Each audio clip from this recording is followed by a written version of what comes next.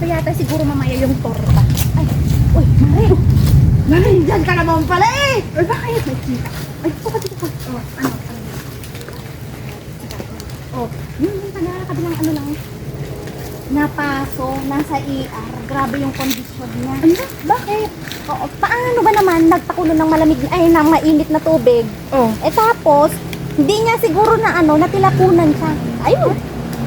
Sabi ko sa kanya kagabi, tumawag kasi sa akin, nagugutom daw. Sabi ko, mag-order na lang siya. Mas okay pa yun, hindi na nga lang marunong magluto. Grabe. Di ba? Oo. Nakakaloka. Ay, alam mo guys, speaking of paso, meron pa ng iba't ibang dahilan yung paso. Paso? Ano yung sabihin? Yung paso, kapag, kumbaga, pwede kasing dahilan yung mainit na tubig. Alam mo yung sa sunburn, tapos pag yung chemical nga, pwede yun. Oh. Pwede kang mapaso na gano'n. Tapos, meron din siyang degree. Sabi kanina napanood ko sa napanood ko kasi kanina dun sa TV, ganyan. Oo, napanood ko. Sabi, meron daw first degree, third degree. Sa second degree, sabi may third degree. Hindi ko nagigits So, ibig sabihin, hindi lang sa pamamagitan ng apoy nakukuha yung paso-paso na yan. Oo, syempre. Syempre, may mga maiinit pa, di ba? Pwede ka mapaso doon. Ay, ganun ba? Oo. So, ano nga ba yung first degree na sinasabi niyan? Yung first degree, usually sabi kanina, parang ano daw, pwede siya maging cause ng sunburn.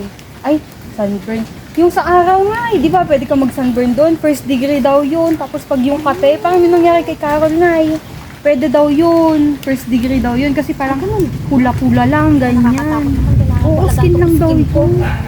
Oo. Ganun ba? Flashback. Oh my God, ang init. Ang sakit sa balat. Oh, Carol! Saan ka galing? Alika dito, ang init-init. Wala kami lang katayong payong.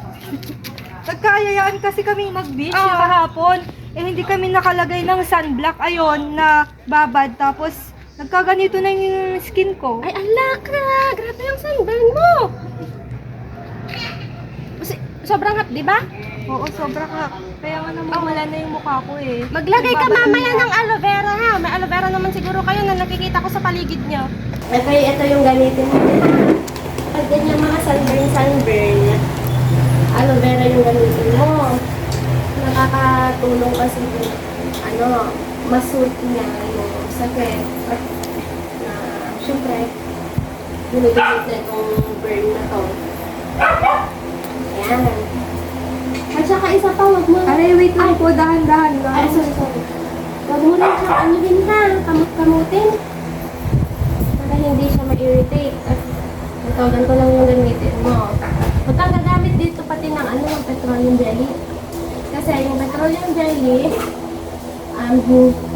binablock na lang yung pores. So, instead na lumabas yung sweat mo, pati yung heat na pinaprovide ng katawan mo, binablock niya. So, mangyayari yun, nakaroon lang ng infection ng skin mo. Yan. Lagyan mo lang siya lagi ng aloe vera. Size alin. Ha? Okay. End of flashback. Ayun, tapos yung second degree burn daw. Ang sabi, yung parang alam mo yung nagtutubig-tubig. Ay, oo, nakita ko na yun. Ayun, Oo. second degree burn daw. Yun, tawag daw dun blistering. Blistering. Oo, blistering daw. May tubig Okay. din sa loob. Tapos medyo malalim daw, kaya ganun. Tapos alam mo yung nangyari dun sa boarding, di ba may school dyan sa malapit? Ay, may boarding doon. alam ko yun. Alam Ala, ko yung diba? tungkol doon. Yung magjowa, tapos iba naman pala. Ano, grabe yun. Alam mo naman ang panahon ngayon, maraming mga agaw, yan tuloy yung napapala. Ay, nako. Flashback. Han, asan ka? Yes, nandito ako. Ano yung narinig ko? Yung may namamagitan sa inyo ng boyfriend ko. Boyfriend. Magpaliwanag ka, kapal-kapal ang mukha mo. Pinagkatiwalaan kita. Magsalita ka!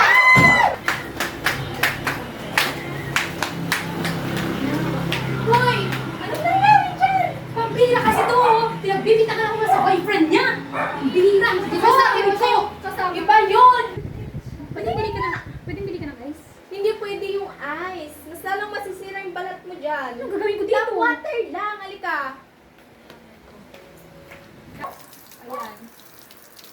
Sabihin mo sa akin kapag hindi na masyadong mahapde, ah. Lalagyan na natin siya ng petroleum Ang jelly. bahira kasi si Christine na yan. Ano pang BF na yan? Sige, okay na. Ayan, sige. Tara na sa loob. Ayan.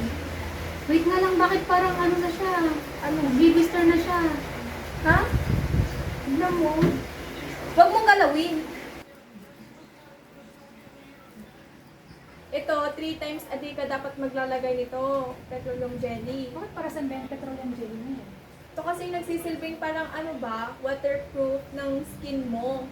Para habang tumatagal siya is hindi siya ma-infect. Ang sakit. Hoy! Anong ginagawa mo? Bakit? Mas lalong ma-infection yan. Sige. Gusto mo mas malala? Hindi ko pwedeng Hindi. Patay na lang yung ano? Hihintayin mo lang gumaling yan. Kusay ang gagaling. Huwag mong papakilaman. Ang bira kasi si Christine na yan eh. End of flashback. Ano naman yung sinasabi mo na 30 degree burn? 30 degree burn daw, yung malalim na yun, umaabot daw yun sa buto. Buto? So, ibig sabihin, natatamaan ay nasusunog pati yung buto? Oo daw, nadadamay daw yun, pwede daw siya maging puti. O kaya naman itim pag sobrang lala na nung nangyari. Ay, gano'n.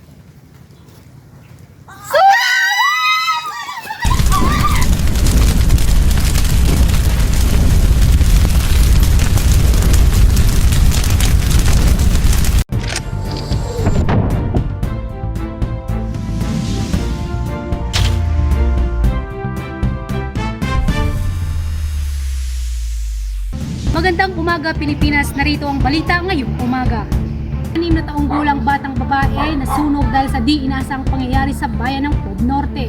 Ayon sa nanay ng biktima, nangyari ang sunog sa bahay nila habang naglaro ang bata ng posporo at ito umano'y ang dahilan ng nasabing pagkasunog. Live mula sa Pob Norte, Caroline, balita mo.